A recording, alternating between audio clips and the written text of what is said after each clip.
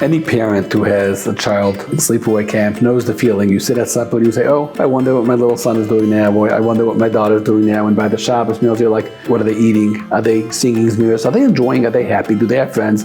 Do they like their bunkmates? Are they enjoying the games? Are they swimming?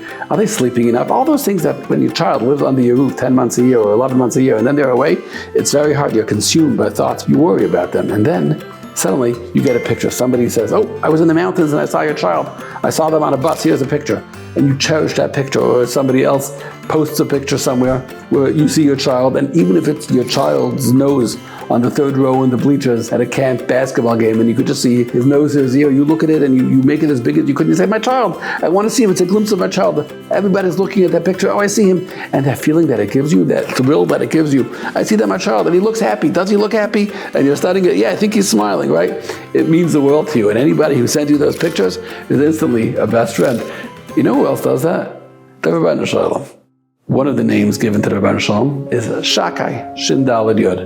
The Mechaz Lachava explained, it's in the Sefer Yeshu de Vayimaen and elsewhere. The name Shakai means Shaddai Elikusai Lechal Bari Bari. The Rabbi Shalom looked at his world and said, enough. Sha'amalai Olamai Dai. What does that mean, enough what?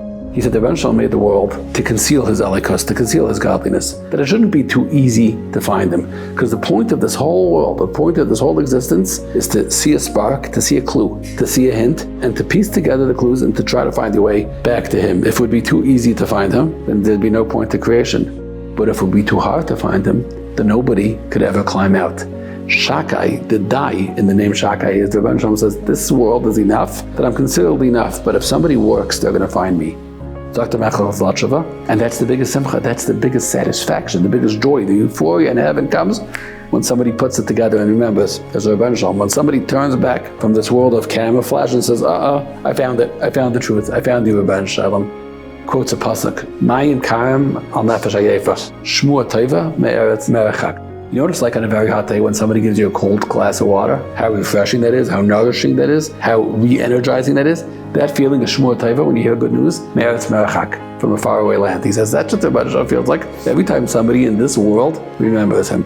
When somebody says, I was in Woodburn and I saw your child looking out of the bus and they send you a picture, that feeling is what the Rebbe Shalom gets every single time a Yid says, I remember you.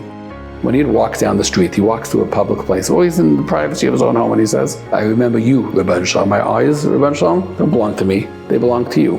My purpose in being here, Rabbi Shalom, is a lot higher than just to be pulled like a little yo-yo after everything that looks appealing or enticing. I stand for something bigger. The joy that brings in Shemayim, the smallest mashal, is the joy that parents get when they see a picture of their beloved child. It's so much greater, because as much as we love our children, the Rabbi Shalom loves us so much more.